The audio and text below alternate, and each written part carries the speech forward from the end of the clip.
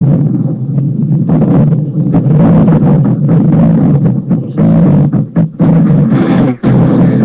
an oath to defend the Constitution of the United States of America. By some, he's been called controversial.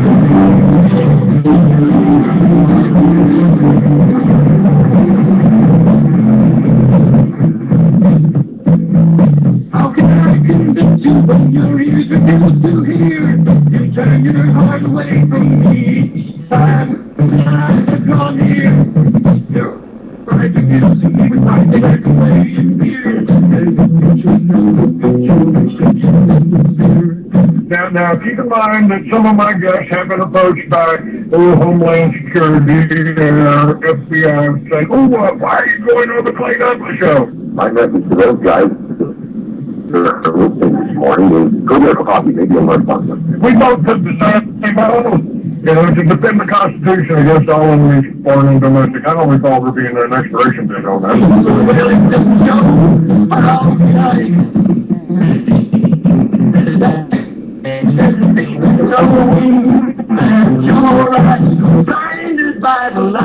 He is the free American, Clay Douglas.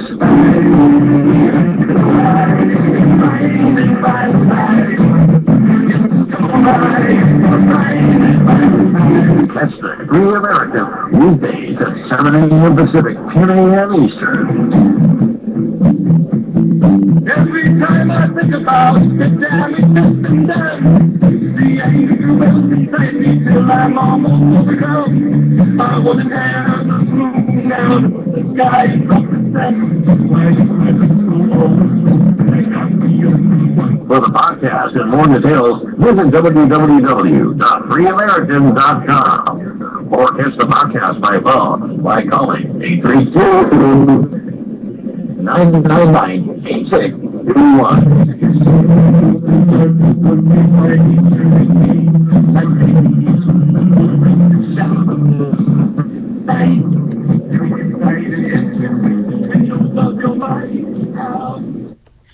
All right, good morning, ladies and gentlemen. Welcome to another edition of the Free American. I am your host. I am Clay Douglas.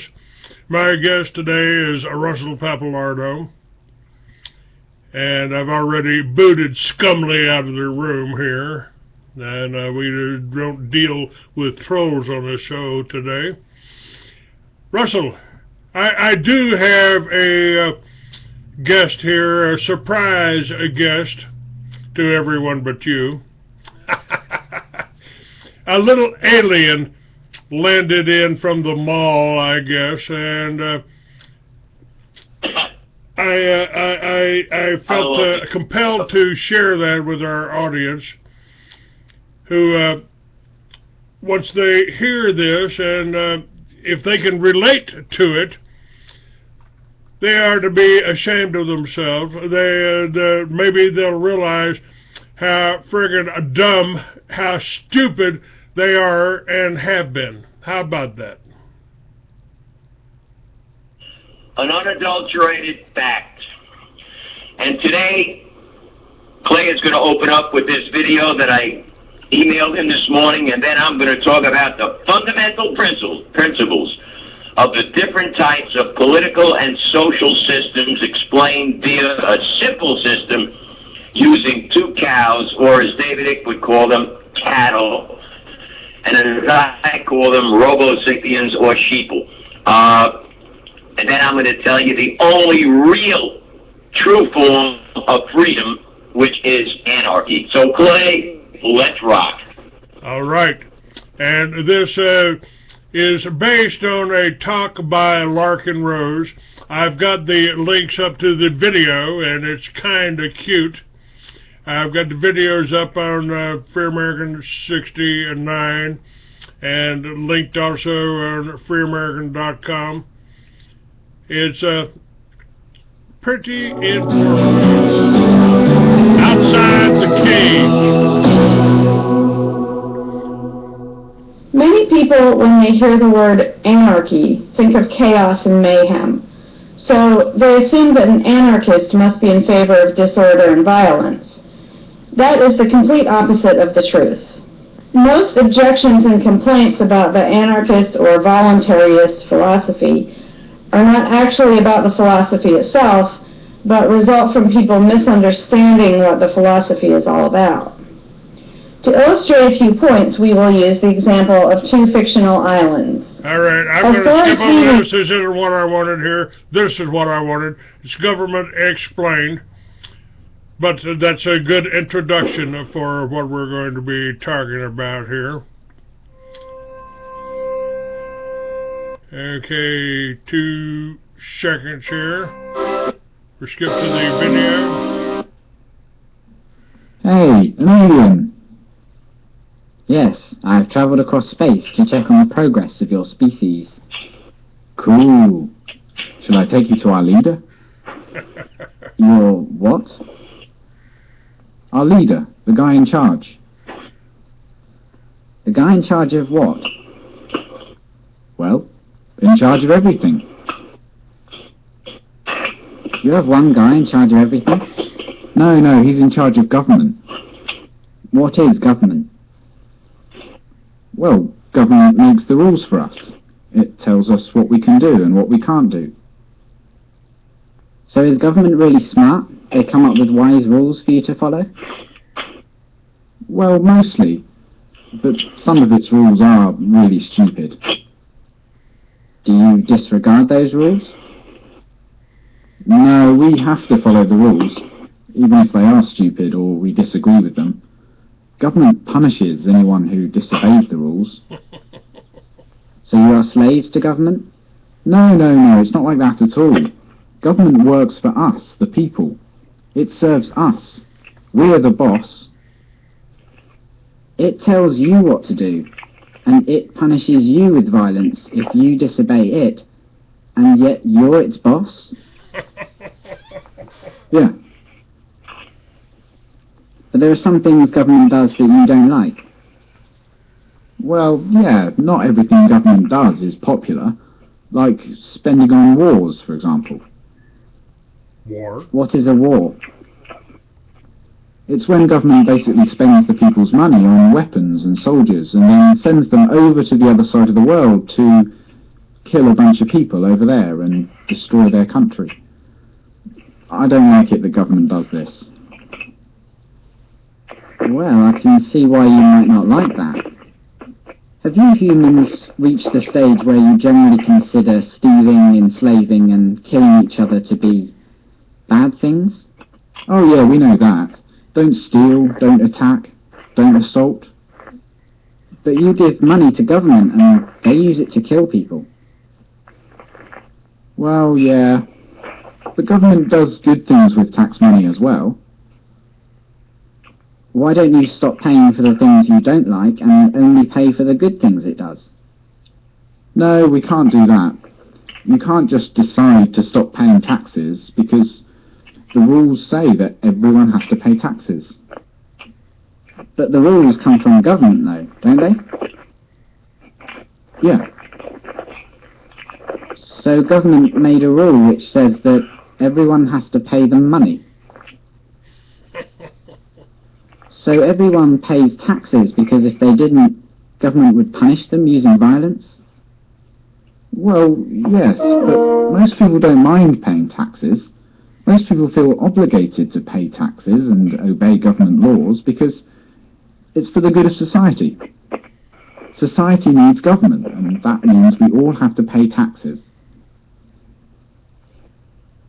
So just to make sure I've got this straight, government makes the rules and you feel obligated to follow the rules, even the ones you don't like, and it tells you what to do and threatens to punish you if you don't do what it says, and it uses some of the money that it's taken from you using threats of violence to pay for things you don't like and actually think are immoral, like mass murder. Yeah, but we can ask it to please tell us to do smart things, and please don't take our money and use it to kill people.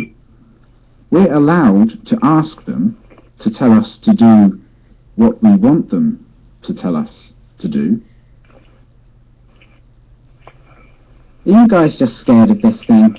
Is government some huge monster that can just squish you at any moment if you disobey? No, government isn't a monster. Well, what is it then? Could you draw me a picture of it? Government isn't really the sort of thing you can draw a picture of. Maybe you could take me to it. Where is government? You mean the building? Government is a building. No, but the politicians who make up the government have buildings they work from. So government is a group of these politicians? Yeah. Okay, so what species are these politicians? Well, they're human. Like you? Yeah. So politicians are humans and they're government. You're a human, but you're not government. No. So it's the politicians, they're the ones that boss the rest of you around and make you do things you don't want to do and take your money using threats of violence. But even though you're all humans, you're not allowed to boss them around and take their money?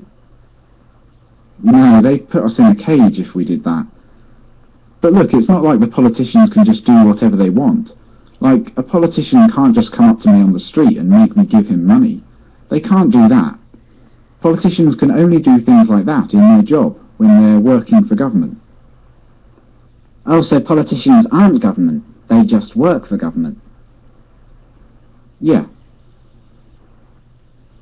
Okay, so government isn't a monster, and it isn't a building, and it's not politicians, it's something else.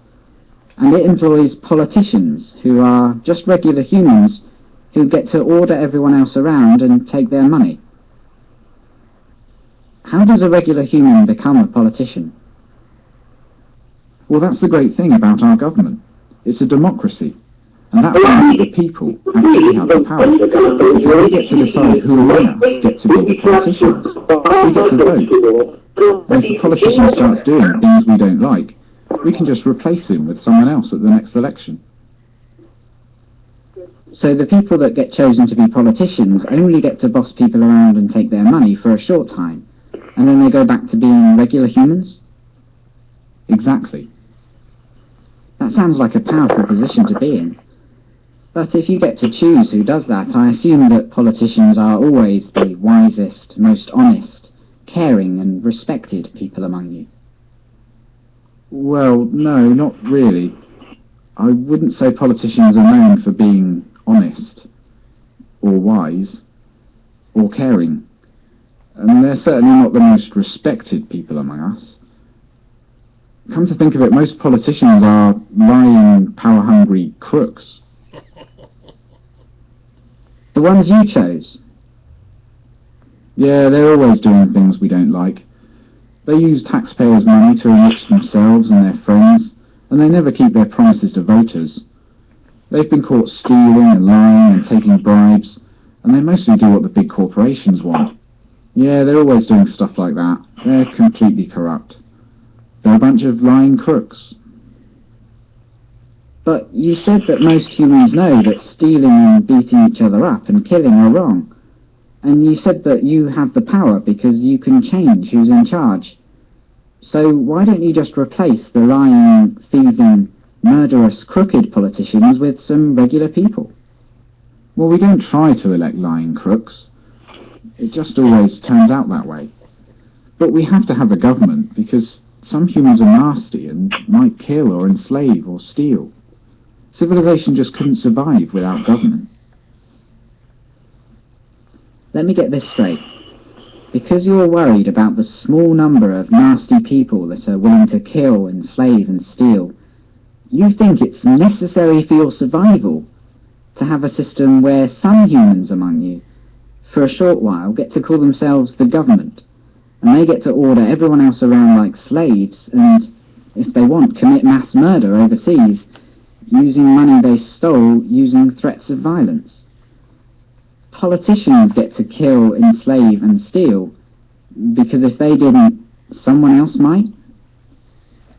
And you try to elect good, honest people to be politicians, but what happens every time is that the people you elect turn out to be corrupt, evil, lying crooks. That's your system.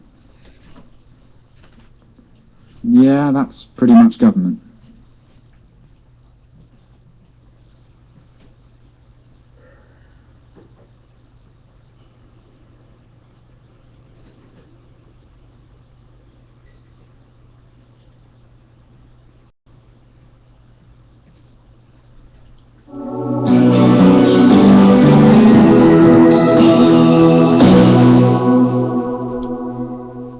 Many people, when they hear the word anarchy, think of chaos and mayhem.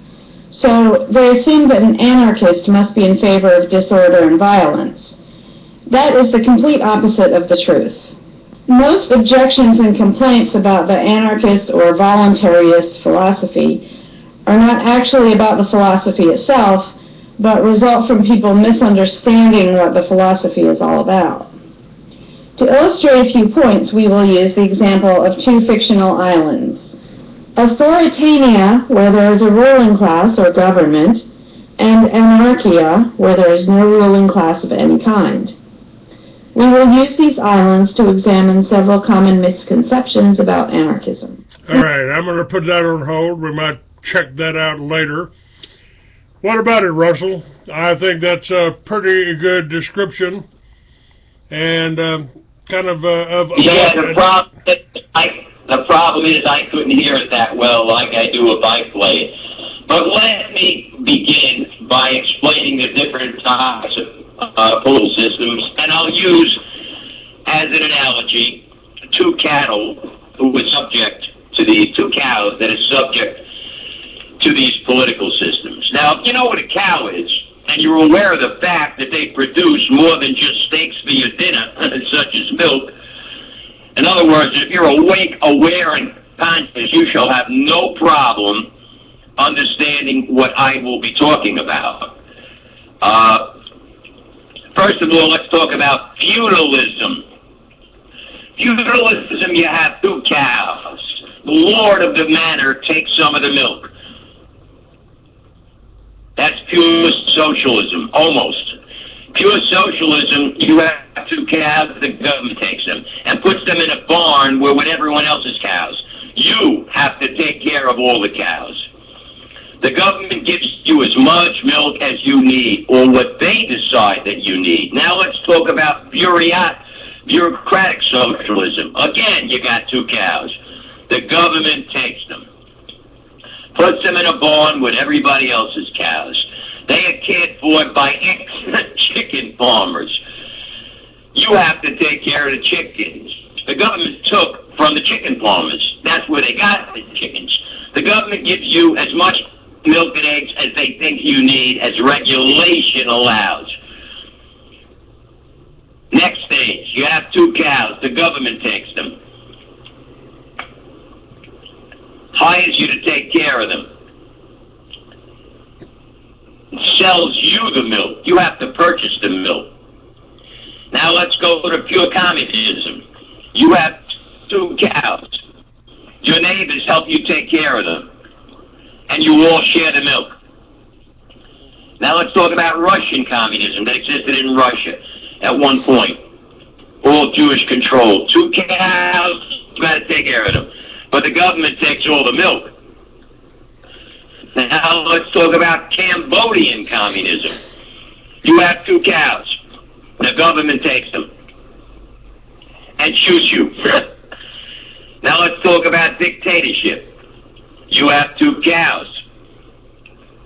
The government takes them again and drafts you to fight wars for Israel.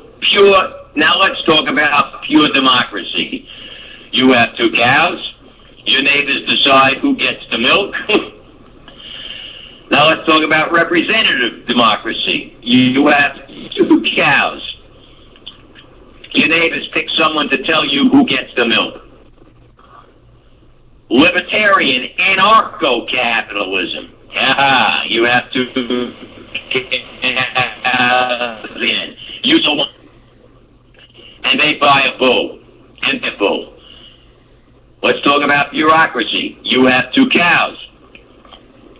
At first, the government regulates what you can feed them and when you can milk them. Then it pays you not to milk them. The government takes them, shoots one, milks the other, and pours the milk down the drain. Then it requires you to fill out forms accounting for the missing cows.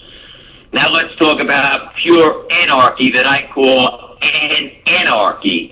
You have 2 cows, either you sell the milk at a fair price, or your neighbors try to take the cows and kill you. Surrealism. You have 2 giraffes. The government requires you to take harmonica lessons. Folks, there is only one form of government that works, and I call it anarchy. You call it anarchy. You don't even know what it means. It is, means the absence of slavery, or without any type of restriction. It comes from the word "an," which means the absence of, or without, and archon, a master or ruler, or someone who deems himself to be the master. We'll talk about archons next week. It does not mean without rulers. It does not mean without rules. I'm sorry. It means without a ruler. That's what anarchy is, folks. We don't need rulers. No masters, no rulers, no slaves equals freedom. Anarchy is freedom. People unfortunately believe anarchy means chaos. Nothing could be further from the truth. They, the global elite, that is the Zionist controlled politicians, and the word politicians, as I've said many times, comes from the word poly, meaning many, and ticks and parasites. That's all they are.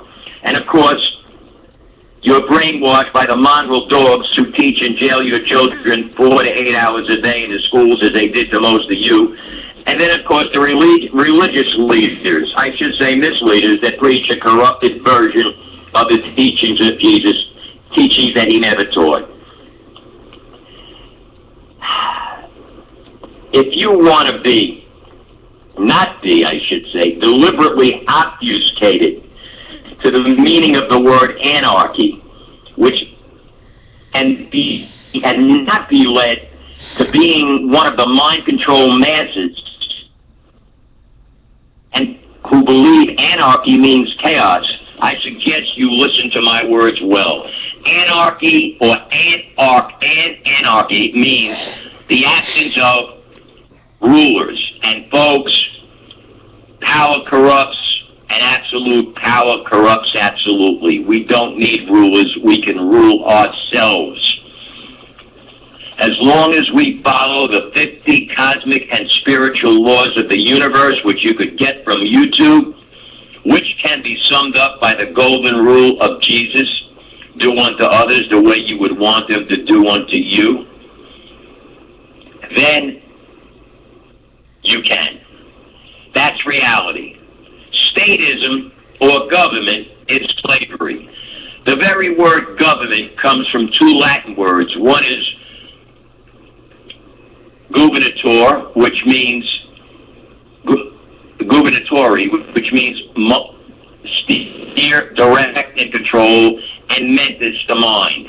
So government equals government, govern, steer, direct, and control, and meant, the mind. Government is nothing more than mind control. In a society, in a purely anarchist society, the rules that are followed are the spiritual and cosmic laws of the universe.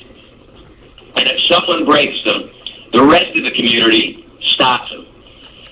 If someone decides that he's so powerful that he buys enough weaponry to go to war, the rest of the community stops him. They can all have one mindset, and that mindset is liberty, freedom. Remember what Tacitus, the great Roman senator, said. Well, I really don't know how great he was. He could have just been saying it as an act, but what he said is correct. He stated that the more corrupt the state, the more numerous its laws.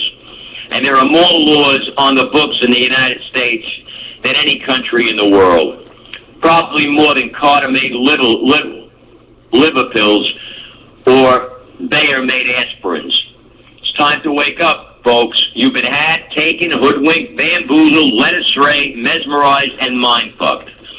And you have been enslaved through a concept called gradualism. Gradualism of stripping you of every God-giving right that you ever had, especially the right to free will, by your leaders in politics, Redeemer religion, and by the mongrel dogs who teach in your schools. And they've done it by repetition, by repeating the same lie over and over and over again. And the more a lie is reiterated or repeated, you will accept it as the truth, because folks, in the main, the American people are the dumbest people on the face of the earth. They've been brainwashed by dogma, deceit, chicanery, and conspiracy. When I refer to Washington, D.C., I call it the District of Conspiracy, because that's what it is. Care to comment on what I said, Clay? Yeah, I call it the District of Criminals. Only place I disagree with you. But both the descriptions are accurate, yours and mine. Yep, they certainly are. And it's a shame because people don't know how free they could really be in an anarchist society without rulers who only seek power. You know, like Galadriel said in The Lord of the Rings, and 9 rings were given to the races of men who desire, above all else, power.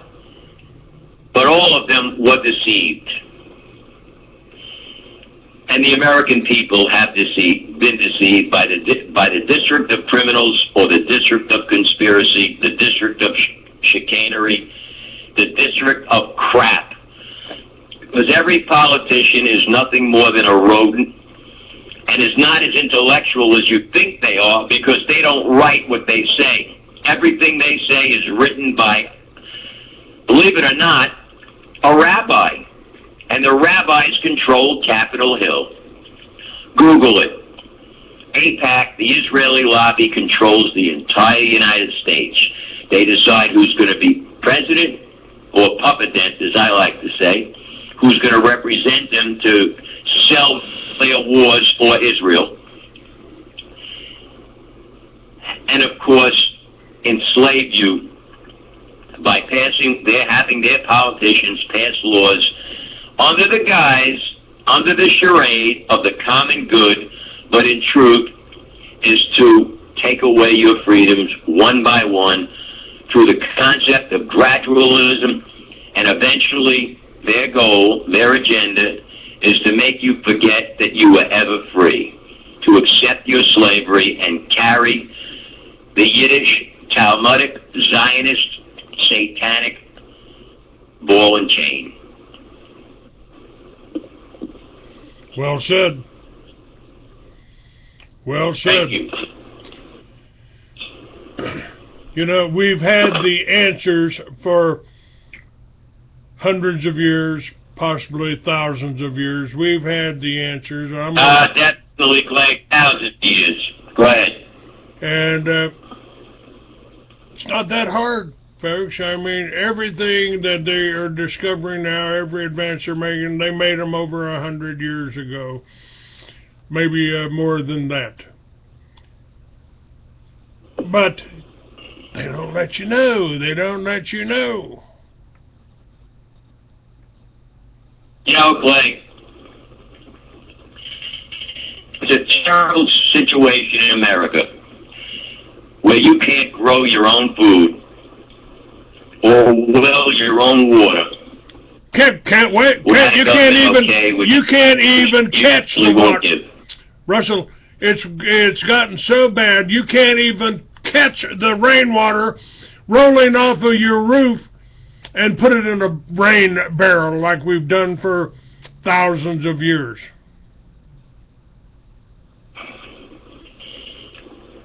Well, what you could do is put a tub that you would soak your feet in, buy one, and put it out in the rain, and when it fills up, you could boil it also.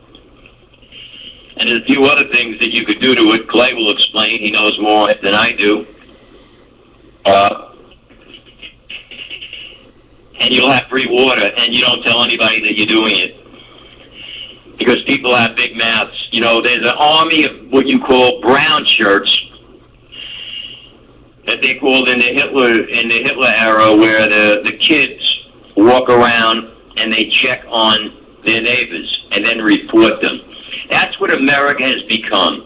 It's become a police state, a watch you state, a totalitarian dictatorship, a collective oligarchy, while the democracy rule is actually ruled in truth by the hidden few. It's become, as I say it, and I think best, a kosher sewage plant.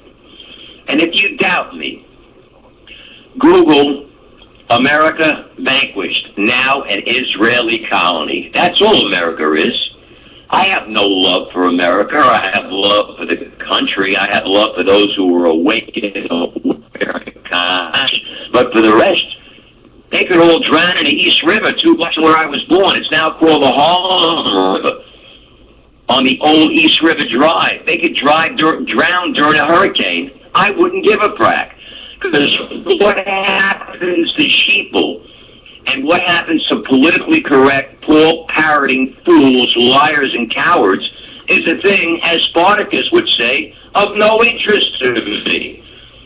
The opinions of these degenerates, these low-high, these emasculated, Judaicized wimps, mean nothing to me, nothing whatsoever. I care about my family, and my family is all those who know we've been fooled, we've been lied to, and we're being enslaved. That's who my family is. It's the brotherhood of man, the family of men, like Three Dog Night would sing about in the 1970s, early 1970s. America has become a disease. There are more prisons per capita than any country in the world. More people are incarcerated for victimless crimes that should not be laws on the books. It's the way that the Jews set everything up, because the Jew seeks only one thing: power and control. And of course shekels, because when they have the shekels, they can pay their whores, who are usually Judeo-Christians, satanic Christians, to do their bidding for them, because in truth the Jews, the Jewish men, are in the main, and I've seen a few that were different, are nothing more than mama's boys, little wimps that are afraid of their own shadow. You don't see them going to the wars, but you see them writing the orders for the military to draft or recruit innocent young males and now women to go and fight wars to Israel. I put on my Facebook page, which is facebookspeaks.com/Phoenix Speaks 1, an admission of an Israeli soldier who came out and said that we shoot and kill, maim and burn Palestinians for recreational purposes, for sport. And you motherfuckers, and I'm using that term, who support Israel, deserve a good bitch slapping. Speaking about bitch slapping, let's talk about Shumley, Scumley, whatever your name is, what Clay calls you, you crawl up to her ass. I admire your persistence, and I really do, because I am one persistent motherfracker. But I'll tell you this, I'd like to see how persistent you are if I hit you with just one combination, and I have many, with my lightning quick hands, how quick you would respond, and how relentless you would be and persistent you would be if you were lying on the floor all fracked up. Because that's what you deserve. Fortunately, I'm not a violent guy. I can certainly defend myself against 2 or 3 of you. But you're a disgrace, Shumley. You're an emasculated wimp. You are what H.G. Wells called the aloha. See, some people call them cattle, some people call them sheeple, call you sheeple, Shamley. I like to call you robo-sapiens because I invented the term as well as the term stupipedes. Yeah, I invented it. That's an original Phoenixism. But in truth, you are what H.G. Wells, who are a member of the secret societies that planned your transformation from a human being into a robot and planned to change America from America to robo-sapien. You are an aloha, a sexless, emasculated POS. And for those of you who don't know what POS means, it means piece of shit. Dung. That's right. On the chat room, LW Doby, who's been listening to me for a long time, said Press TV today talked about the Mossad or IDF, Israeli Defense Force killers, snuck into a Palestinian hospital to finish off one of their victims. These are soulless killers. They are murderers. They deserve no respect. They certainly aren't related to or have anything to do with Jesus other than being noted for killing him. They murdered your Savior, you so-called Christians. And I use the term so-called Christians the same way that Benjamin Friedman, a Jewish historian, used the term so-called Jews. They're neither. They are killers, they are murderers, and Scumley is one of them. He is the lowest form of life. It's somebody I will never allow on my chat room. I don't care how much he comes in here, begging, oh, put me on with Russsell, put me out. No, I will never allow something of this low order to have access to any of my shows or any of my stories. And I'm going to bring it, but I'm going to... Clay. Yes, sir, go ahead. Go ahead, Russsell. Shanley doesn't get it. He wants to come on to debate with me, a debate he can't possibly win. Because all he'll do when I say a fact is ramble on something else and ignore the fact. Because he can't contend with a fact. Facts are facts. I only speak facts. I have no opinions.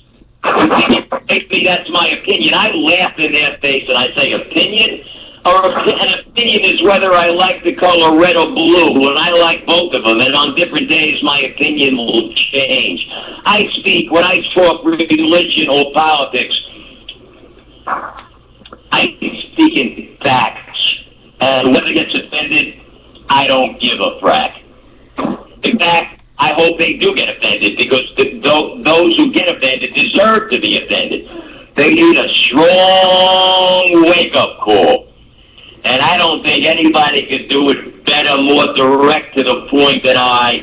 As both my ex-wives would say, your tongue is like a rapier when you want it to be.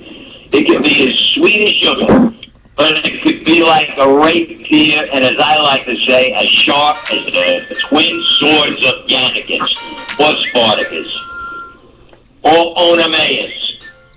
And if you don't know what I'm talking about, watch the show Spartacus. You might learn something. No, Scumley, I will not put you on. I don't care how many times you dial it. All I got to do is move my finger over to decline. I'll never let you on the show. I'll never talk to you again. You are the lowest piece of shit I've ever run into in my career of 20 years being on the radio. And but I do have a caller on. And David, welcome to the Free American Show. And I believe you do know Russsell and me. You're one of the real people that listen to my show here. Say hello, David. Well, hello, Clay. It's me again. Yes, sir. Got you. Okay, can you hear me well? Yes, sir. I can hear you fine. All right. And say hello to Russsell, Well, too. Well, hello, Russell. Hello, brother. How you doing? Pretty well. Well, what I'd like to touch base on something is actually the very word anarchy and other words that have been misconstrued that possibly fit along with it that are meant that let's just say they're meant to make us believe that we're like a bunch of I don't know little children. We need somebody there to watch over us, to guide us. We've been convinced that we can't do it on our own. We need somebody looking over us, you know, whether we're, excuse me if I'm being vulgar, you know, like we're a bunch of house niggers. Well, that's what the elite believe, that they are, because of their thousands of years of control here, that we're just not smart enough. We don't have the brain power, we don't have the intelligence to rule ourselves, and I'm almost forced to agree with them. Well, they made us that way, Clay. David is right, and you're right. They made us that way. They turned us into mind-controlled slaves. Worker bees in the hive of the Jew world order, which is anything but new. There are men who seeked out power long before the Jews even had any semblance of power. And power corrupts. And they corrupted us. They know the only way they can control us is by brainwashing us and making us believe that we are nothing. And the only way they could do that is by turning us into nothing, and they've done a great job at it. But they have to be stopped. I mean, I can't tell you. And with extreme prejudice, then the best way to do it is to hurt them where it hurts most. In the wallet, in the pocketbook. It makes me sick when I hear that piece of shit, that fag in the White House, that puppet in Barack Little Cock Obama saying how to get $70 billion to Israel. And folks out there, hear me out. YouTube it. Obama gives $70 billion to Israel, and then the news reports $70 million. The stations that it reported, and he kisses Barbara Boxner, that ugly fat Jew's ass, while he does it. And another senator, of how he will always support Israel because Israel is our loved friend. Obama is a piece of shit. As far as his watch list, fuck his watch list. He's on my watch list. So is every senator and every congressman. They're on the Phoenix's watch list. I'm sick of this. This is getting to be really out of hand. Out of hand. And every 4 years, you cattle that I alluded to before will go out and vote for another Israeli candidate. And you think you have an election. My. You're in Gaga land. You need at least a year in a mental hospital on the psych ward to straighten your asses out. And I don't even know if that could be done. Because they'll teach you the same crap. You'll come out worse. I suggest you jump in the East River, the Mississippi River, the Great Lakes during a storm. Drown yourself. You're going nowhere. You're only spreading the cancer. If you vote in America for one of those candidates who get airtime on mainstream, Zionist-owned corporate TV, or that I like to call television, which does something very, very important as far as they're concerned. While they entertain you, they brainwash you and make you think a certain way. The way they want you to think, not the way you want you to think. So in essence, they strip you of your free will, and you don't even know it. And you say, well, I don't want to hear it. You know what? I don't know. Don't hurt me. Well, let me tell you something, folks. If you're of that mindset, trust me, it's already hurt you and you don't know it. You're like an ostrich with your head in the sand.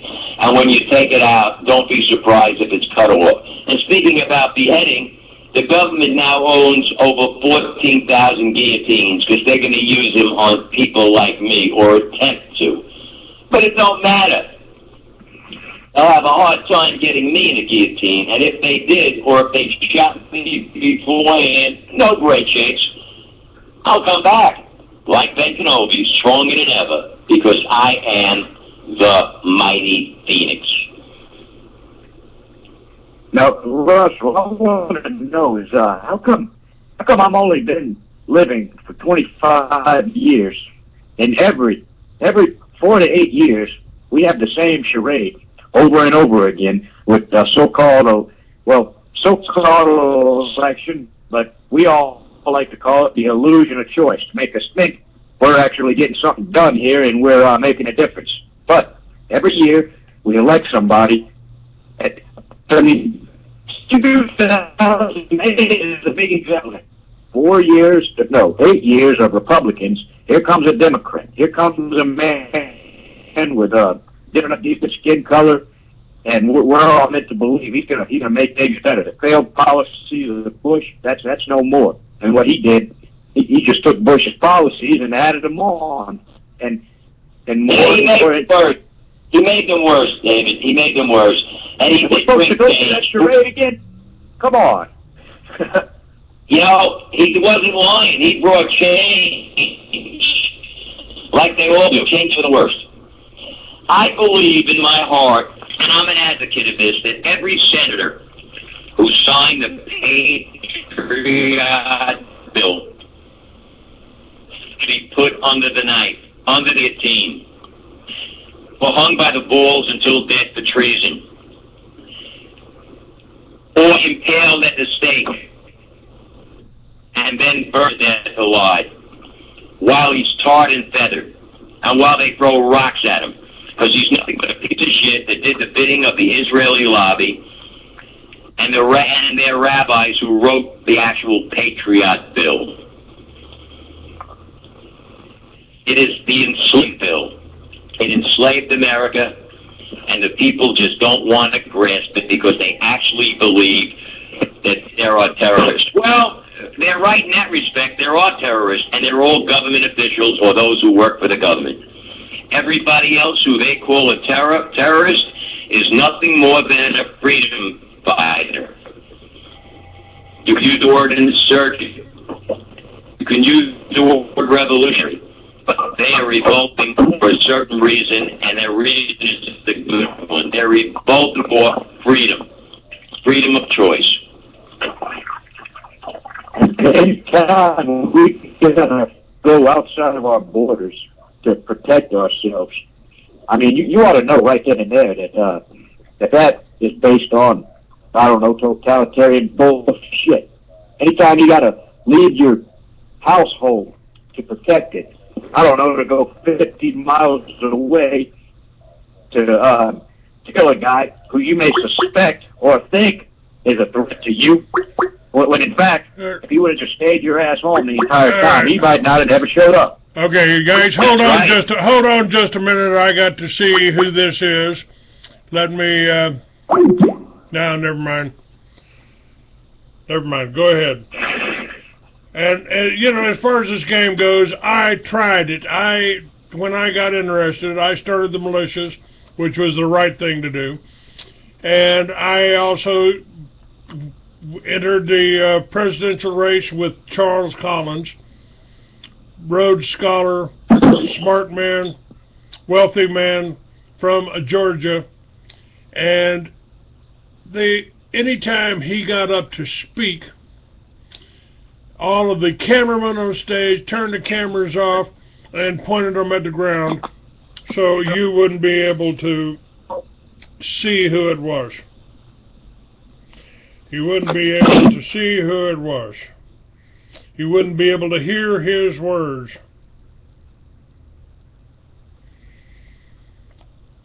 It's the system doesn't work because your rulers own the television, own the airwaves, and they only put up the people that got their nose stuck up their ass. Every dime that you've donated to the Republicans or the Democrats, two wings of the same bird, ends up in the pockets of the Jews that control the media, that control the mainstream. The people that you ought to be supporting are you're listening to on this radio today, on this internet today. They haven't been able to take us off the internet, though they've tried. They've tried to kill me. They've tried to close down every business. They've tried to discourage using people like Scumley here and that comes in the chat room to discourage you from supporting the true Americans, the free American that are working for you. I watched what happened along with all of you when the so-called government forces murdered 17 little children and their families, destroyed a church, burned it to the ground, and you let them. I swore I would never do that again. I won't sit back and watch something like that happen again. So I'm on their list of terrorists, homegrown terrorists. I covered it when they passed that bill that created your fusion centers. All right, Russell, go ahead.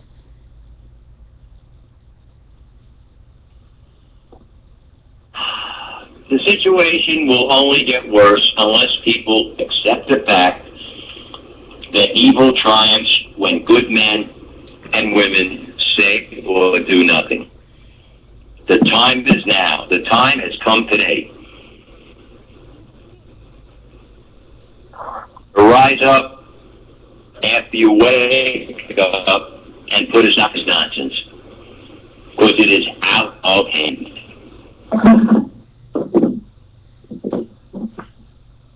The answers, actually, what I'm going to cover in the second hour, Russell, is there are answers. Now, I've told you, if you grow your own food, and I talked about this yesterday, if you grow your own food, you don't have to have a corporate farm, ninth plank on the Communist Manifesto, you don't have to have a corporate farm to grow your own food. You can do it in a vacant lot. You can do it in the median of your highways here. You can do this. You can grow your own food. God gave you the wind, the sun, and the rain, and the ability to grow your own food. Now, what about energy? Well, we've got a lot of scammers up on the internet that's saying, hey, we've got Tesla's. We just stumbled upon Tesla's diagrams and Tesla's patents. So if you send us $39 here, we'll tell you how to build a self-sufficient energy machine. Here, we'll just send us $49. What I'm going to share with you on the next is a company, a group of people that do have such machines. And what did they do? They put it on a bicycle. They put it on a friggin' bicycle. You can get on this little machine that they invented, that they created, that they produced, and if you ride for 1 hour on your stationary bicycle, you can generate enough power to charge your batteries for the next 24. I'm going to be sharing that here in 5 minutes on this show. And it's linked on freeamerican.com. Now, hey, if you're in a library and you try to go to freeamerican.com to pick up this show, they're going to tell you it's a porno. It's a porno site. The only porno here is the people like Scumley trying to get on the air, trying to get their hate and their viciousness in there. Yeah, there's hate speech on the internet. But it doesn't come from me. It doesn't come from Russell. It doesn't come from David here, who's joined us in our chat room here and on the air here. The answers are here. They've been here for 100 years. You used to be able to ride a horse across the country, and every other farmhouse you could stop and you could get water that was pumped up by the wind. The windmills were there. The windmills were there. They built them and they did it. I see Scumley logged in. No, that's right. Yeah. That's right, Scumley. You can't get on here to defend yourself because you are not welcome here, you lying piece of shit. All right.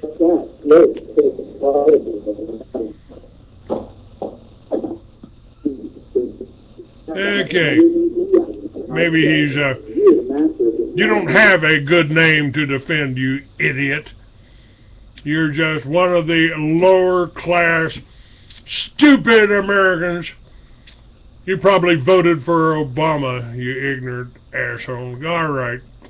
Don't want to do that. I've got supposedly good Christians listening to this show. I don't want to make you feel too bad.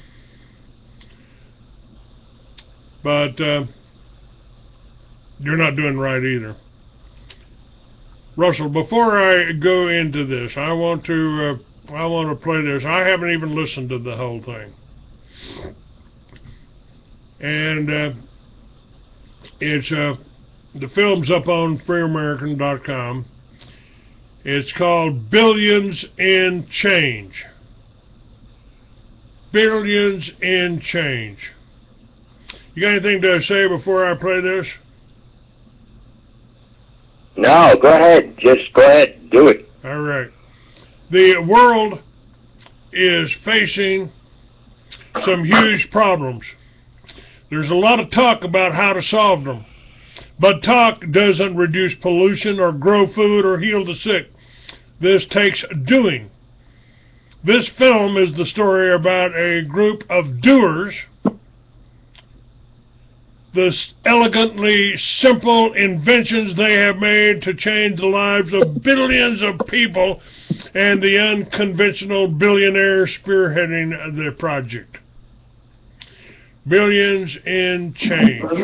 Problems. The talk doesn't help someone out of poverty. Awareness doesn't reduce pollution or grow food or heal the sick. That takes doing. The solutions are here. Great inventions that generate clean energy, that make fresh water, that improve our health. Energy, water, and health. This is the story of what we've been doing. I'm Manoj Bhargav, the founder of 5 Hour Energy. Have you seen this little bottle by the cash register? 5 hours. That's a weird amount of time. But I can't drink any more than this.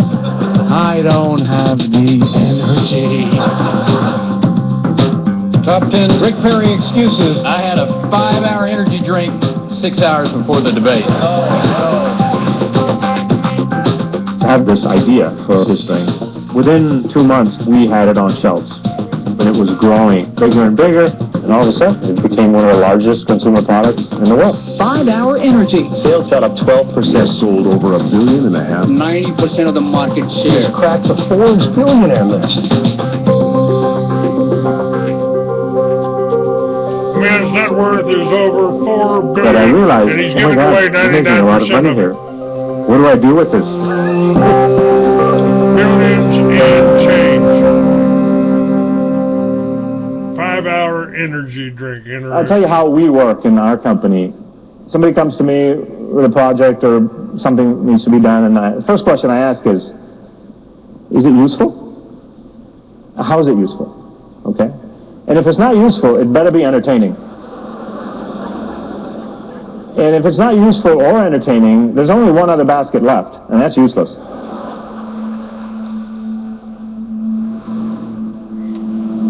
Here's a film from Farmington Hills, Michigan. 5 hours is a lot of things for me because it's also the enabler that gives us an opportunity to do things that other people can't do. This was our first building, which is really more 5-hour energy. And then we bought this whole thing. Now we have 10 buildings and 25 acres. One of the buildings out of the 10 buildings is an invention shop, which is called Stage 2.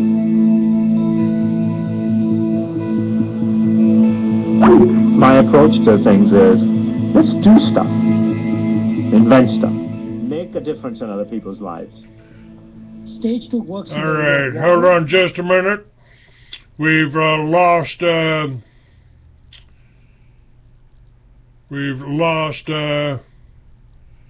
our connection here.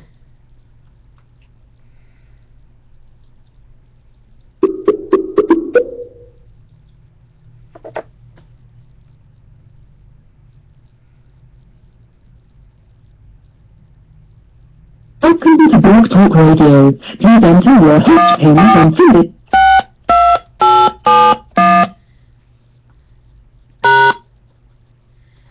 To start your show now, press 1.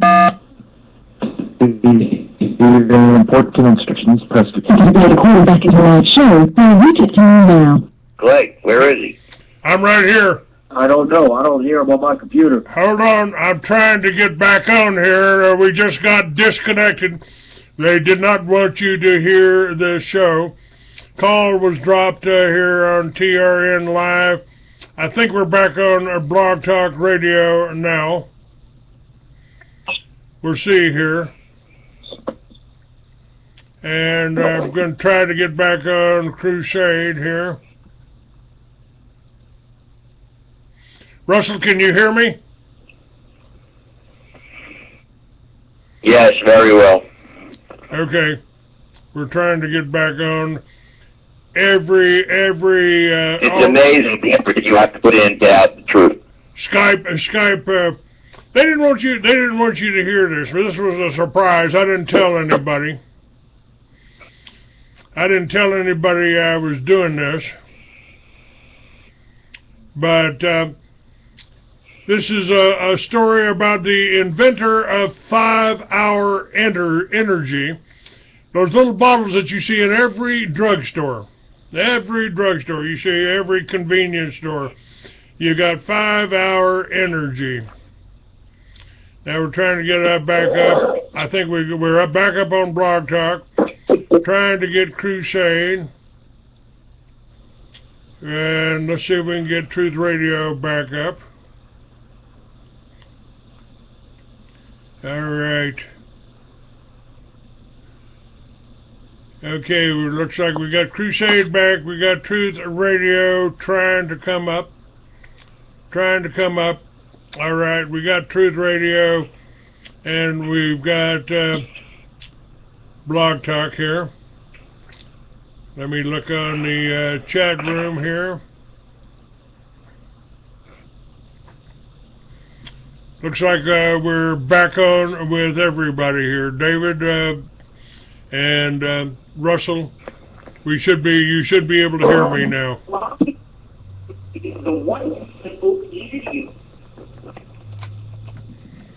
You guys able to hear me? I hear you. Okay.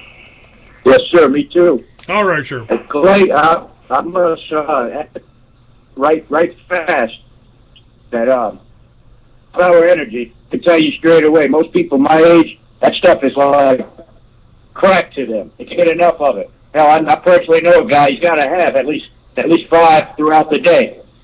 You know what, David? I agree with you wholeheartedly. That is crap. And by the way, while we're talking, those cigars you sent me. Hello? Yeah? Yeah, I was listening. They have them at 7-Eleven for $5, but my son found a place where you get 5 for $2.89. 5 for $2.09. Yep, and they're natural. They're natural. They taste great, as David will corroborate. And you're not going to get sick if you inhale very little. It doesn't have all the toxins in it. It's called Backwoods. If you're a smoker and you want to quit smoking tobacco, I would suggest you go into a 7-Eleven or into a smoke shop and Backwoods. Sealed in a pack, you open them up, you would swear that somebody just rolled them. They're awesome. And 5 hours, shit, I wouldn't take that if I was dying. Not necessarily. Go ahead, Clay, let's hear about this. I'm not here to promote 5 hours. I don't do that. However, if this guy made enough money off of it and he can do something else with the money, and that's what I put it up for, they have come up with a bicycle contraption that you ride it for an hour, you're stimulating your cardio and all that. You ride it for an hour, and you can generate enough electricity to charge your batteries and run for 24 hours. This is what they claim. This is why I put this up. This is why I have the link. It is not to sell 5-hour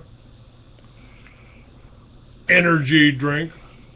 If you're eating right and you're doing the right things, you don't need that. You don't need that extra caffeine. So, let's, all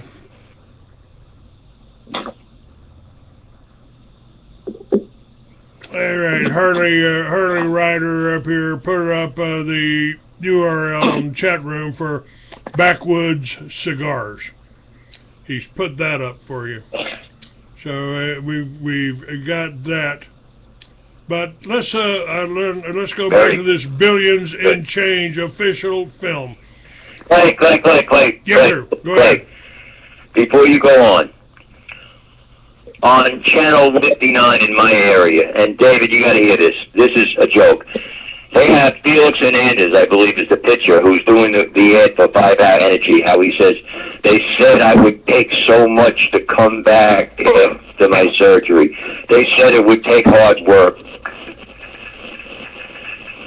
You get with a baseball bat for lying like that. 5-Hour Energy will mess up your equilibrium and your metabolism. Unbelievable. It'll be just like, as David just said, smoking crack. Okay. Again. Anything that's advertised on mainstream TV is not good for you. It's not in your best interest. Again, it's like the drug commercial. This is not They tell you how good the drug is.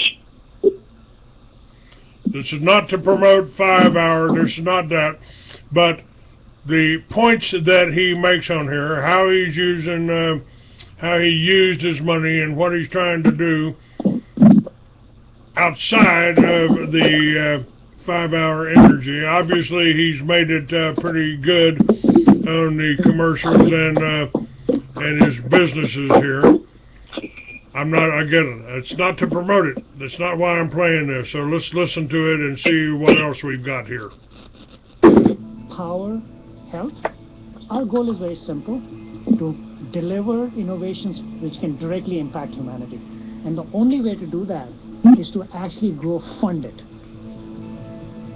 Our view is, if you invent stuff that can be used long term, it's probably the most fundamental change you can make. We've put an infrastructure together so that great inventions help the poorer half of the world make their lives better. That's what we define as a great invention. That's the software change. Incredibly, it doesn't take enormous amounts of money. What it takes is just doing the right things and inventing the right things. My name's Billy Talley, and I run the engineering and operations here at Station. Russell, quit. Windows truly believes in... You're hitting your microphone there, and it's making this almost inaudible. Try not to hit the microphone there, and let me play a little bit more of this. Giving back. One of his ways that he believes in giving back is coming up with innovations to help people. Innovations to help people. All right, hold on a second. And I'm going to try to get this. We've lost our sound somewhere with this, with the Skype here. Somehow we've lost the sound here. I'll see if I can bring it back up.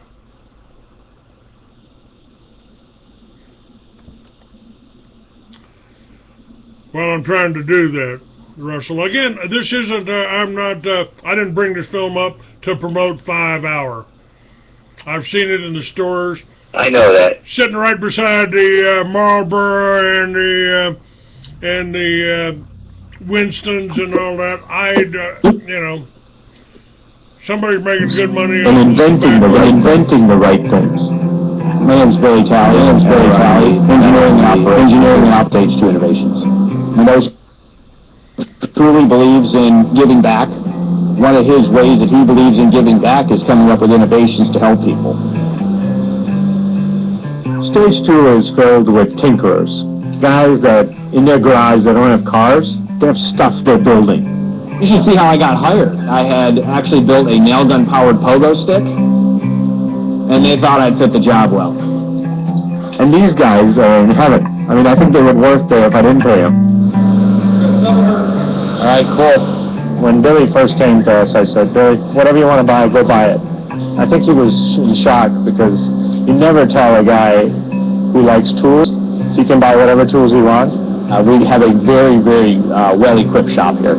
There's not much we can't build ourselves. Manoj has expressed many times, if it doesn't make a big difference, find something else to do. Life is too short to spend it doing things that don't have a real impact. We're here to make a difference. If you want to do something for the poor half of the world, be here. If it doesn't make us money, but it really changes the lives of people, we're still going to do it. We have the wherewithal to make it a usable product so that people throughout the world can use it.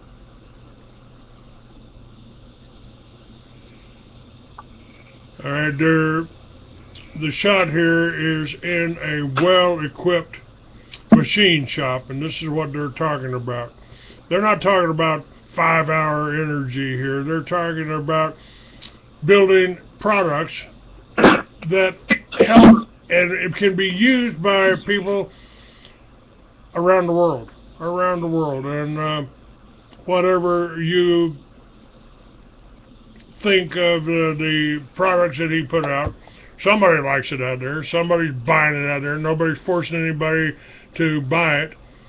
And you know, I don't smoke cigarettes, and I don't think the cigarettes do anything to promote sustainability or promote your health either. I certainly don't think that. But the other products that he's talked about here that we're looking for here, waiting for it to come back up, can make a difference. This and this will be coming up here shortly. This will be coming up here. Let me see, what do we got here? Got Blog Talk, that's up. Crusades up. And Truth Radio. Okay, everything's up here, everything's working. Now if we can get this film to continue, I think it's important. What I saw here and what really caught my attention was the idea of a bicycle. And I've told you guys, years ago, I had a bicycle. And I had a little thing that clipped onto my front forks that generated enough energy to power a light bulb. So I had a headlight on a bicycle. I rode it day and night. What they have created here, one of the products that I wanted to get here, was simply a bicycle. A bicycle that generated enough energy, stored in a battery, so if you rode the bicycle for an hour, you would generate enough power to power other appliances or other products for 24 hours. 24 hours. Let me see if I can get this back here.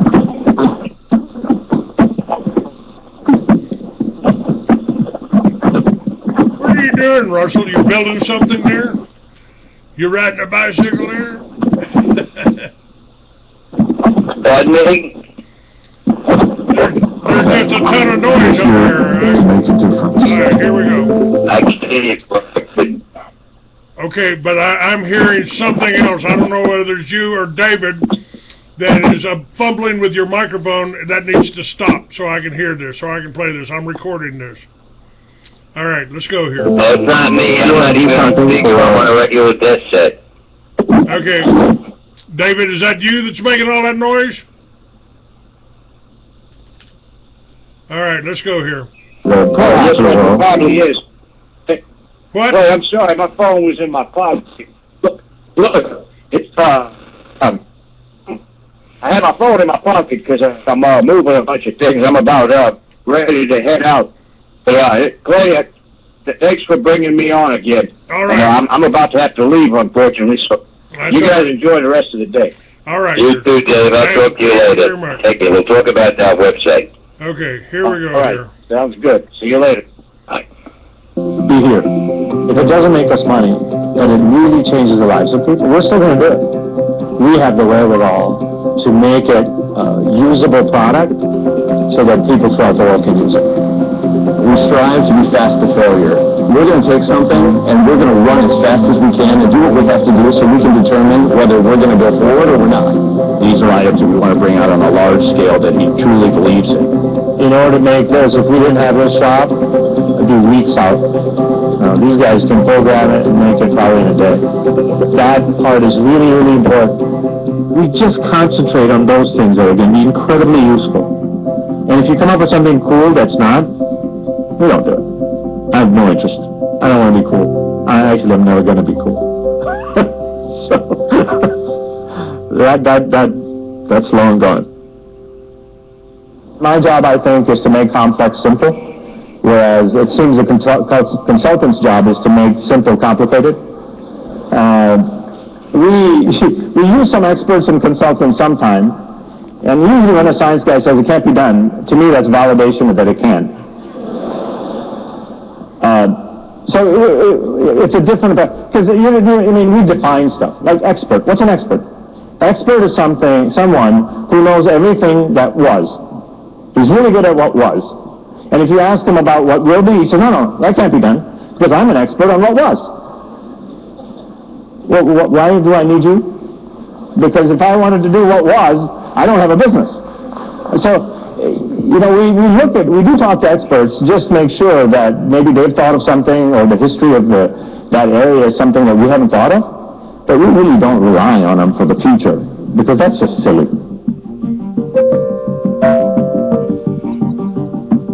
To me, the largest area of work for the future, energy and water, are the real solutions to health, livelihood, all of the stuff that goes above it. Most people don't realize in rich countries that half the world either has no electricity or electricity 2-3 hours a day. Everything requires energy. So you try to look for that which is the one thing that will lead to benefits that are across hundreds of things. So human mechanical energy is so amazing.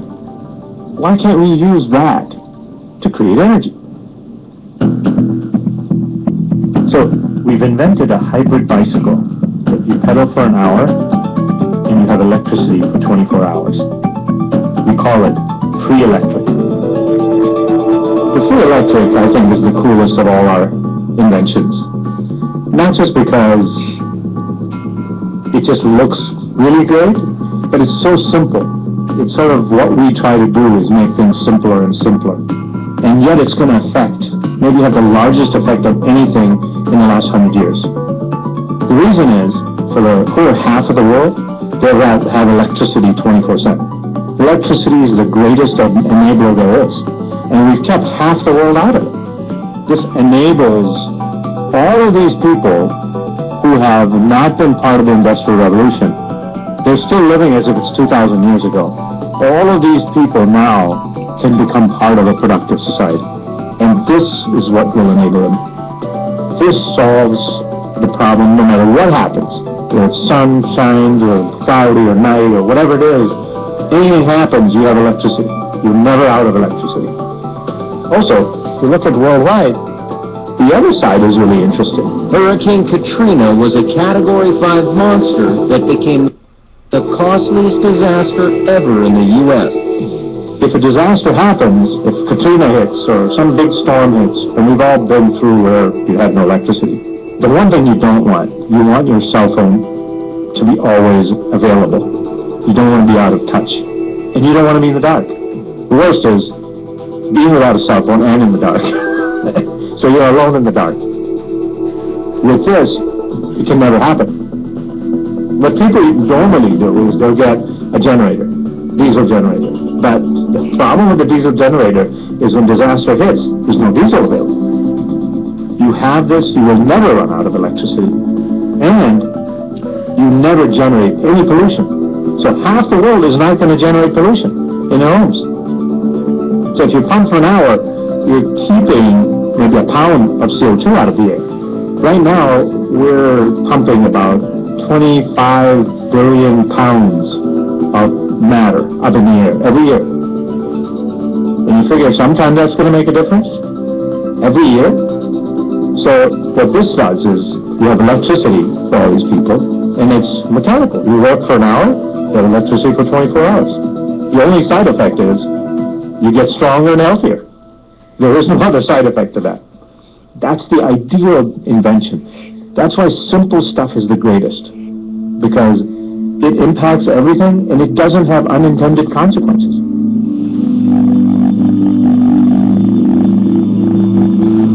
There really is only a few components. You have the basic frame, you have the bicycle gearing, you have the flywheel, you have the battery, and the generator.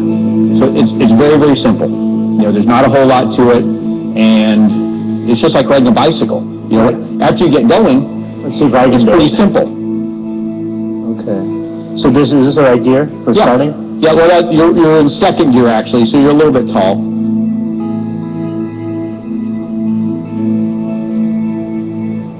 So it's like driving your car away in second gear. Well, actually, I can see it there. That's a better. You lean back. Yes, that's the whole part about the reclining side. That's pretty cool. With human energy and working out a lot of the efficiencies, we're able to go and power 1,050 equivalent watts of lighting in energy power. That's like being able to power 10 100-watt light bulbs. I mean, it's a lot of light. Wow. So when does this start to get to a point where it lights up everything? Well, actually, right about now, be any time now. There we go. All right. Is that from me? Yeah. Just doing it here? Yep. Actually, this isn't bad. No, it's not bad at all. This is like where you would set a bike if you were going to exercise? Yep. And with that, you're still able to charge your cell phone. You're able to charge your tablet. You run a small fan. You know, it really kind of puts some of these things into perspective. Pedal for an hour, and you can have lights, charge your phone, and everything else throughout the night. This is the cheapest most practical way of getting electricity throughout the world, no matter where remote location you are. So now all of a sudden, all this whole economy of all of these poor that were not contributing anything to their outside world, now they're all bringing it up. All of a sudden, they're on the internet. You know, they're getting information on all of a sudden they're getting educated. So the real thing is to get the poor out of their poverty. And one of the basics is energy. I mean, think about it. The poor half stay the poor half because they have no power. They have no energy. That's one of the most fundamental things. That and water. Those are the two biggest things that a poor person really needs. Somebody asked me, in the interview, I said, what does an entrepreneur really need? So I said, well, only two things. Common sense and a sense of urgency. That's it. And they asked me, who should we learn this stuff from? And my answer was, from your mom. Because she's probably done more management than your MBA professor. You know. Because she's got a budget, she's got all these kids running around, hard to manage. All of this thing has to be done every day, 7 days a week. Now that's work. That's hard work. That's learning on the job.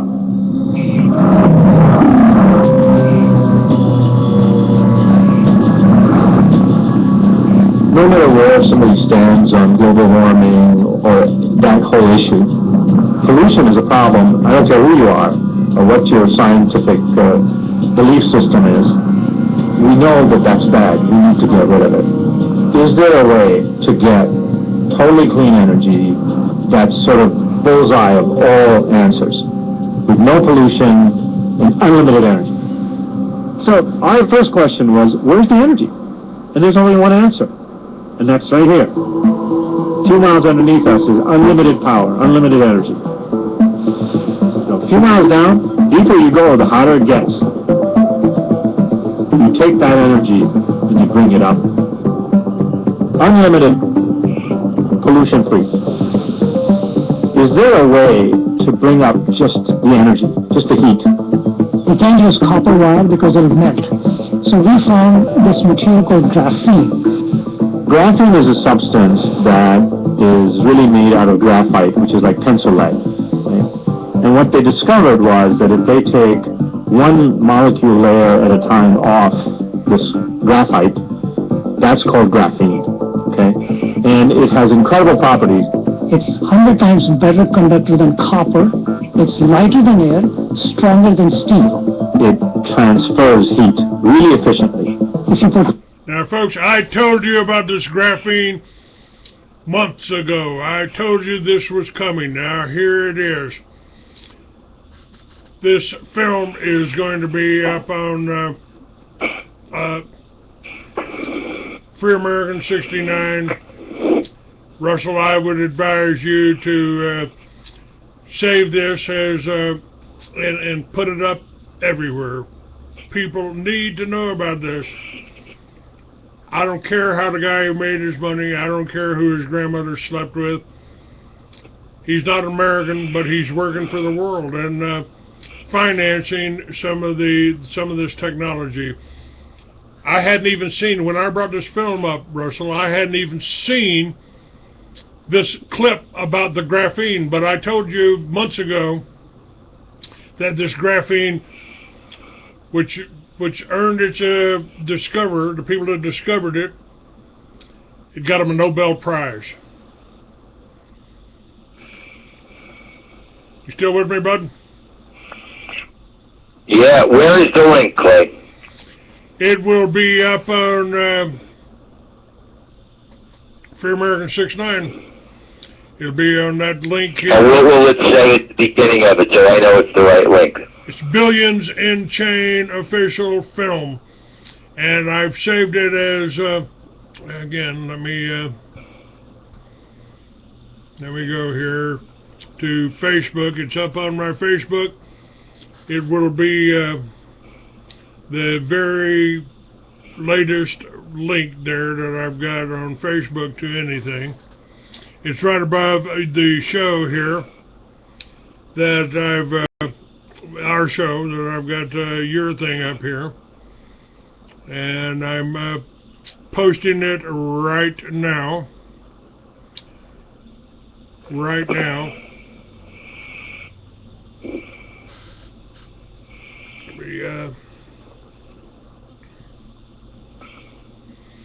And I believe I have the alien posted here too, but we'll see about that.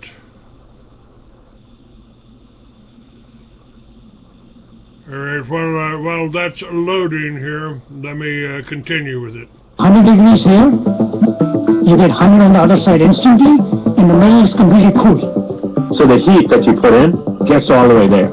Whether you go 10 feet or you go miles, you could bring up unlimited energy from deep underground to the surface, pollution-free. And so I approached the graphene guys and I said, could you make me a string? And they looked at me like, why would we make a string? You know, I said, look, a string is the most rudimentary technology, right? If you have a string of something, you can make cloth, you can make walls, you can make rope, you can make a cable. So if you make me a string, I'll put those strings together and make a cable. Then I'll put the cable underneath the ground. And that cable will bring up the heat. And so at first they were a little wary because it seemed too simple. They have already made the first set of ropes for us, the short ones. They've tested it and found it to work perfectly fine. We're using that and working with Stage 2 in Michigan. Stage 2 has a platform we are building where we'll test everything out, and then that product will be commercially manufactured and propagated from Singapore. This would be the greatest invention maybe ever. Because if you can get unlimited energy from underneath the earth, pollution-free, that's everything. It's everything. You have no pollution, you have no fossil fuel issues, you have no, CO2 coming out, greenhouse gases, none of that. All of that is gone. Here's the answer. Yet no money, no research, no resources are being put to this. So this is a sort of a teaser to say, look guys, in your country you want energy security? Do this. You have unlimited energy without having to import anything. Now, some countries are not going to like this very much because those who export, fossil fuels are going to be pretty upset with me. But I've kind of transferred all this technology, all of our thoughts to Singapore, so that there's a place that's neutral that is then going to give it to the rest of the world. And so this is to encourage people to say, look, if you want energy security, put resources in this.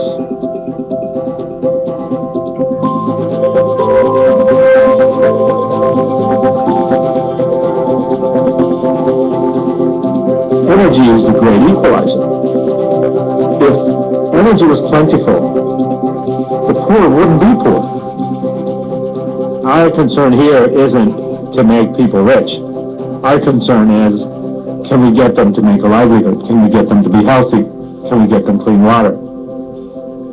If you can get it to that level for the people that don't have it, that's an enormous benefit.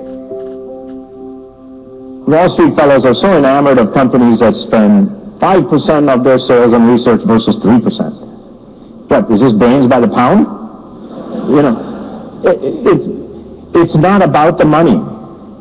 Good stuff doesn't come from money. And history tells us that, and we still chase it. Mobs of PhDs do not come up with great inventions. It's a couple of guys in a garage that have proven that that's not true. And it's usually a couple of people. Throughout history, it's only been a couple of people have come out with the greatest of stuff. And yet we insist that if we have 1,000 PhDs instead of 500, we're going to do it better. It makes no sense. The drought has left its mark here. Some communities could soon run out of water entirely.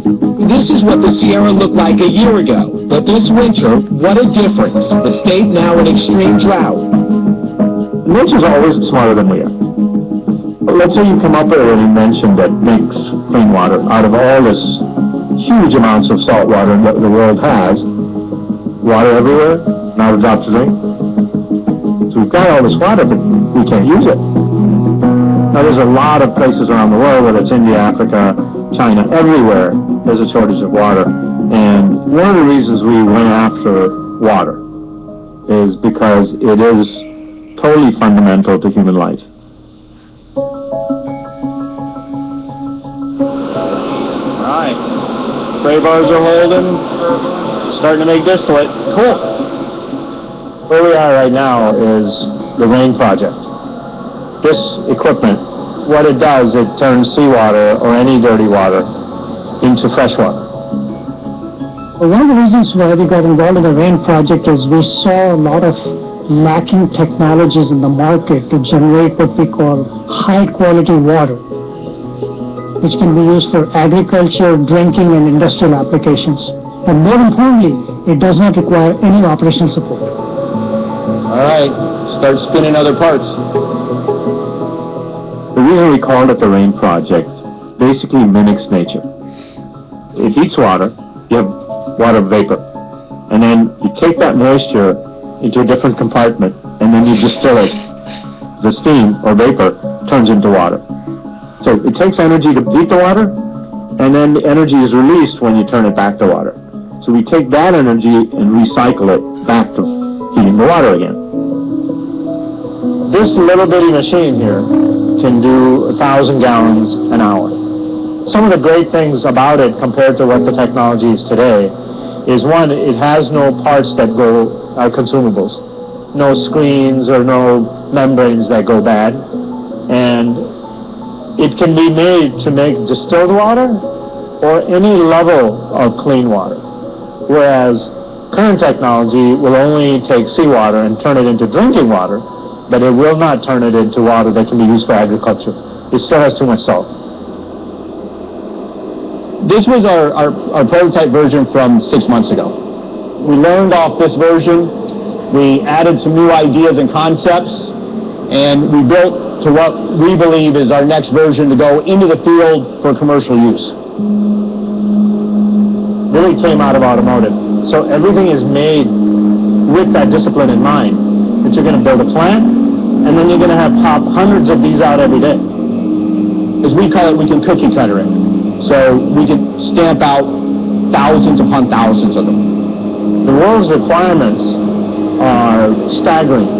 So you need to be able to build thousands of these, instead of one plant that takes 15 years to build. We don't have the time for that. We're able to take seawater, undrinkable, unusable for anything, and turn it into complete drinking water, literally in a matter of minutes. And the beauty is, it's a very self-contained system. You don't need a lot of infrastructure to do it. If you move something in a modular basis, you need the hoses to hook up for the water, a couple of tanks to collect the water, and electricity to run it. So it's very easy and modular system to be able to put in anywhere in the world. And when you're done, you have lovely, fresh, clean water. It's warm enough to make tea right now, but good, fresh, ready to go. Great. How is it? It's good. It's good distilled water. This water right here is probably at a level almost pharmaceutical grade water. Wow. And that's one of the other beauties, is we can raise or lower what the level we want to. But this is very, very, very pure water right now. For fresh, clean water comes food, comes livelihood for farmers, comes health. This is the first time exceptional drought has ever been declared in California. These before and after pictures show where water levels should be and where they are today. Whether you're rich or poor, it doesn't matter. If you don't have water, you have to move or die. That's going to happen across the world. We have to work on water. There's no choice. So in California, right now they're not looking at it. Nobody wants to say it. But if you don't get water, if you don't solve this problem, California becomes a desert. Now we're looking at it and saying, instead of one big desalination piece of equipment, you have a farm of these.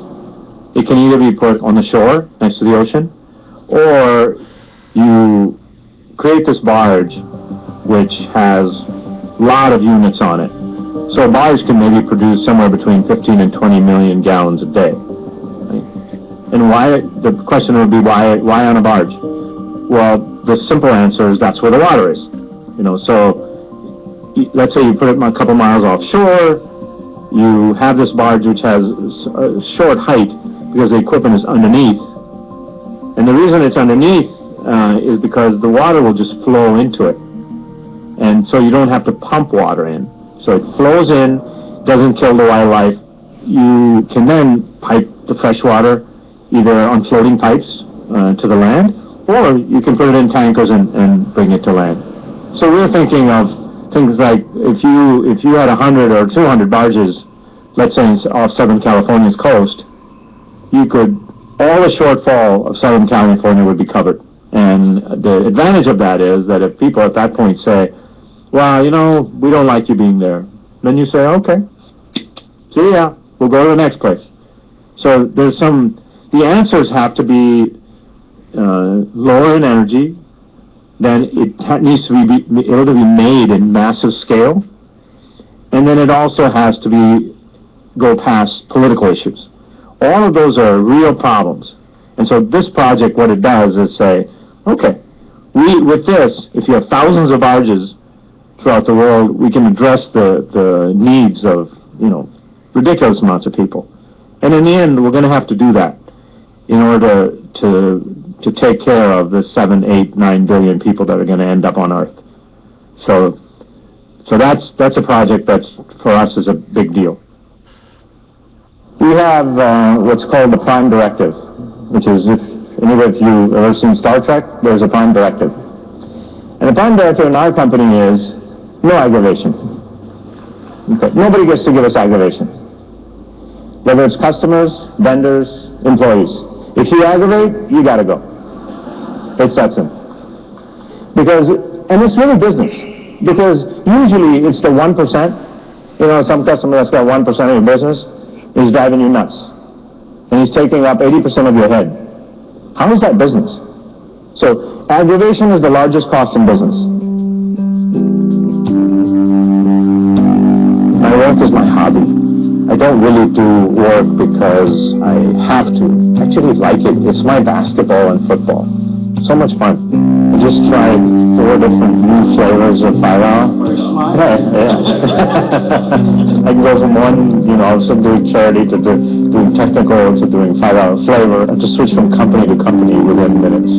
I don't think he would be Manoj if he wasn't doing a lot of things at one time. It's how he thrives.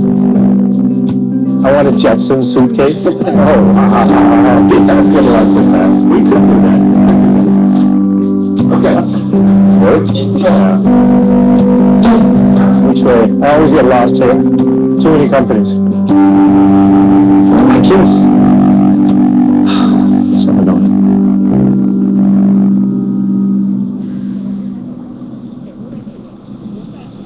And then that more fancy. Yeah.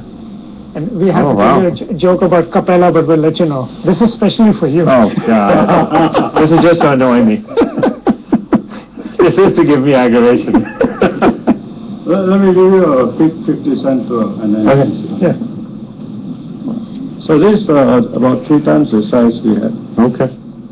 The cutting edge of medical science today is changed from what they've been doing for the last 50 years.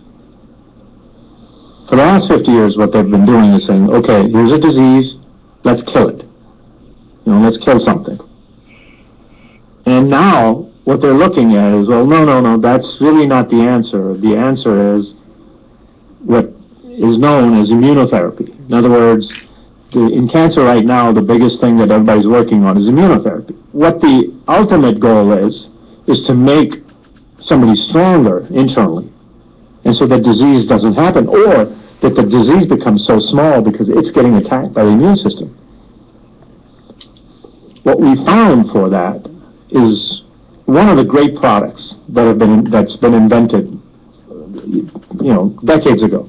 So when it was invented, it wasn't the right time for it. Now, when people are looking at immunotherapy as the big thing, this is probably the biggest weapon in its arsenal. Yeah, it is. Same memory foam. Yeah, only the color is different. It's Slightly, yeah. And everything else is the same. Right here we're working on the ECP project called Renew. And the ECP project stands for External Counter Pulsation. The idea is the ECP squeezes blood from the legs back into the core body and assists the heart when the heart's resting. While the heart is resting, this is pumping. While the heart is pumping, this is resting. They go back and forth, so it acts almost like an auxiliary heart. The arteries become wider, which lets blood pass more easily. The effects happen through the entire body. The evidence is overwhelming that it makes people healthier. Right.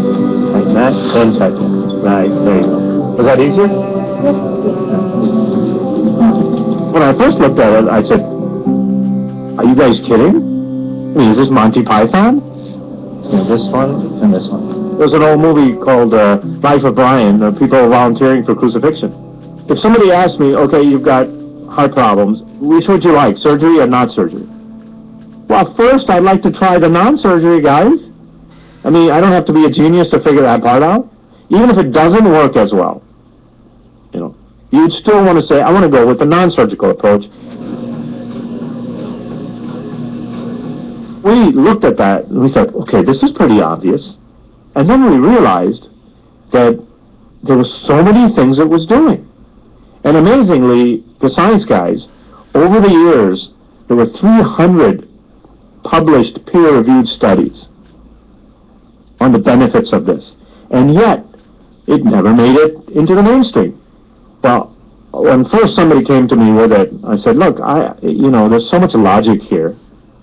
I'm just going to buy one.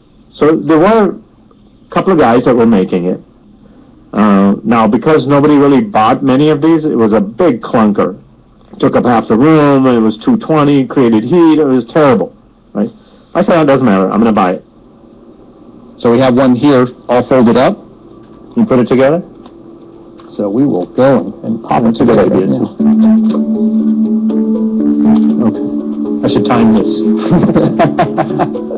Now, we changed the whole thing, so made it really simple, small, made a bunch of modifications to it. We've talked to some of the top guys in the world, in terms of both cardiologists as well as medical research guys, and they're all, of course this is great. However, we asked some people that are not at the top of the field, and they said, no, this is for old people that can't have surgery. Surgery's way better. And it's not because they're being dishonest. It's because how everybody's been trained. It's legacy. It's how I was taught. Put the hoses on and it's ready to run. Okay. Well, that was about less than a minute. Okay. So actually this can be now put in a corner somewhere, or taken in a truck, or put it in a closet, put it in a corner, you can store it away, or very cool. You can go room to room for people, right? In a doctor's office or something. And it plugs into a normal 110 volt plug. What it does is it enhances circulation. Nature has already made this pump called the heart, and it's pumping to keep everything going. Getting oxygen and nutrients, powering the waste. Then what happens over time is the pump gets old. The pump gets old, doesn't quite do the job. All of a sudden you've got all kinds of things happening from your toes to your hair. Skin's wrinkling, arthritis. All of these things happen. Where they come from? Really, where they came from is that you got weaker. Your system got weaker. That's when you let all of this junk in. Think about it.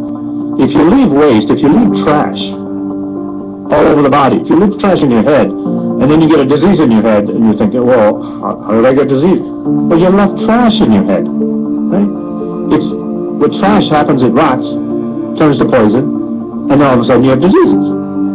If you haul away the trash, the chances of being better, being healthier, and not having those diseases come in are much higher.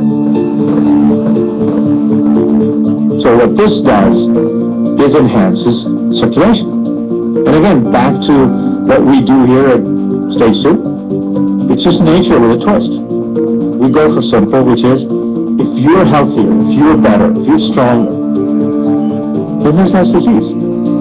I got this from Sir David Lane, and I was thinking all about nutrients and oxygen. And he pointed out, no, it hauls away the waste. And he put it so well, which was, the idea is not to treat illness, it's to treat wellness.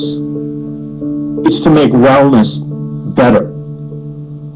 That's how you treat illness. That was so smart. David Lane is regarded as one of the foremost scientists and experts in the area of cancer and oncology. He's actually been knighted by the Queen. He's a brilliant person. When you get to talk to him, you'll realize how fast he can understand the things we are doing.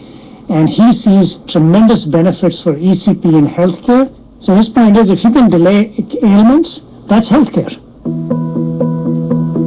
We tend to think of ourselves as being well or being ill, but the reality is it's a continuum. And what we should be aiming for is great wellness and no illness.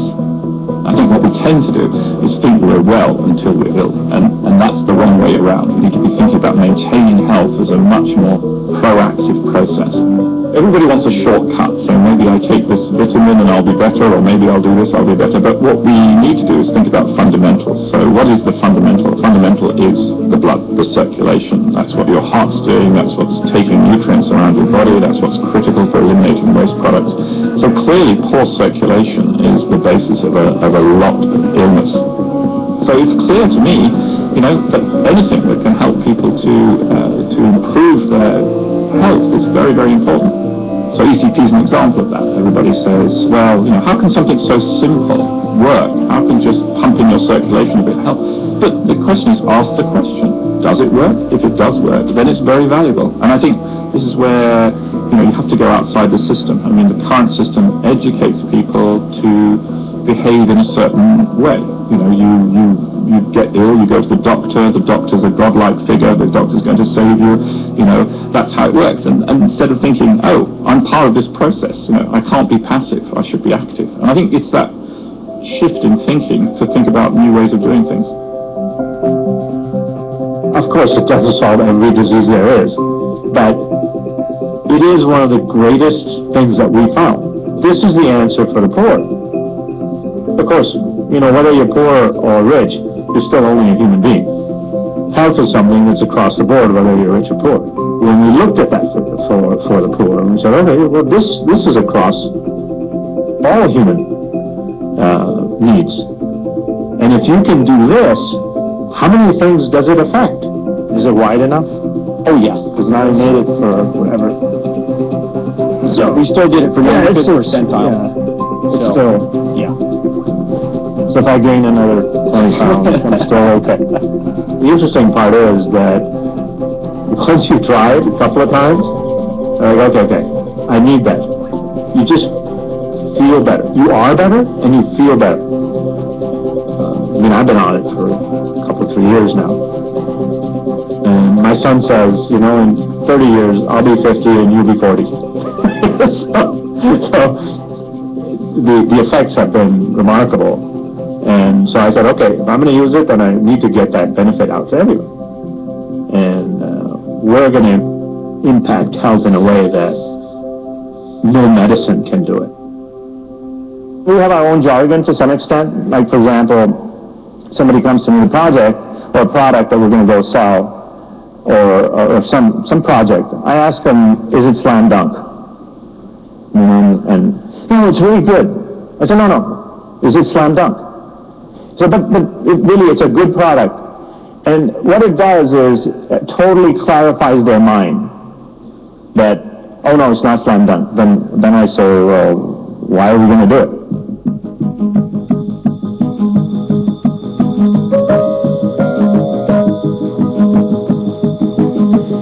When we first went out to do philanthropy in a big scale, so we started giving money all over the place and helping other people to do their work. As time goes on, you learn stuff. then you realize, if you help a little bit, it's a good thing, but at my scale, you're just throwing sand in the ocean.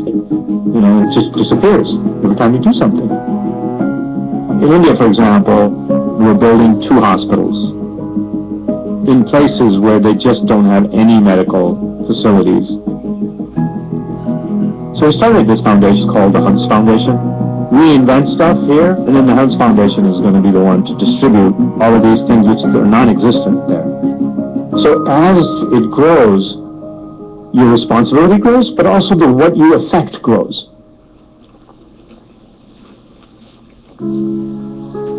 There's an old story from Indian scriptures about a blind man heading towards a well. There's a guy who's watching.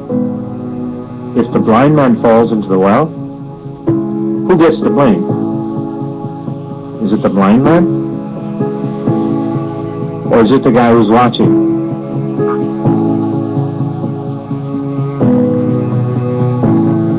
Our approach to philanthropy, there has to be meaning. And the question for us was this: how can we make a sizable difference to alleviate human suffering? Who's got the technology for this? Who can make this happen? Manoj is driven by the fact that work is never done.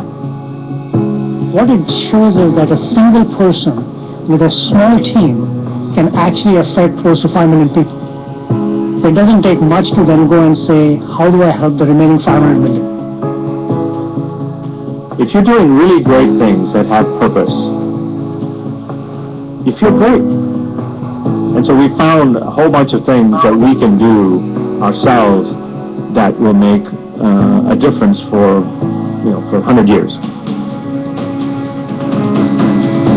The more wealth you get, the bigger your duty becomes, which is to help those who have less, who are suffering. The more you're given, the more you're asked. You should be more responsible for the more you're given. It's not a curse, but it's like a weight. But if you're given more, more is expected from you. But it should be. It's that simple. That's it.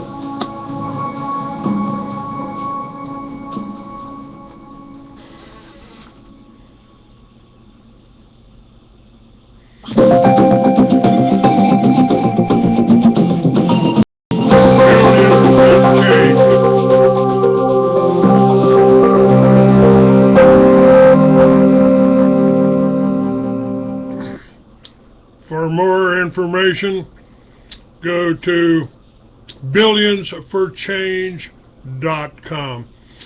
And thank you for listening to the show. I hope this gives you some encouragement. I hope this has done something for you. You got a lot of negative people out there that want to find ways to stop you from doing anything productive. Don't let them affect you. Russell, would you like to finish up, sir?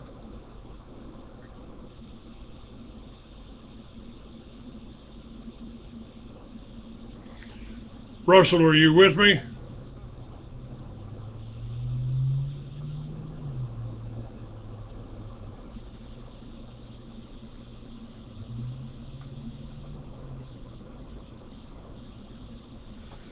All right.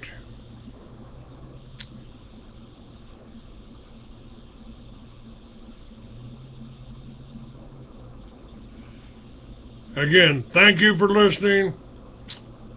Thanks for joining me, Russell. Pass this information on, pass this show on, and let's make a difference. One man has here, but it's not just one man.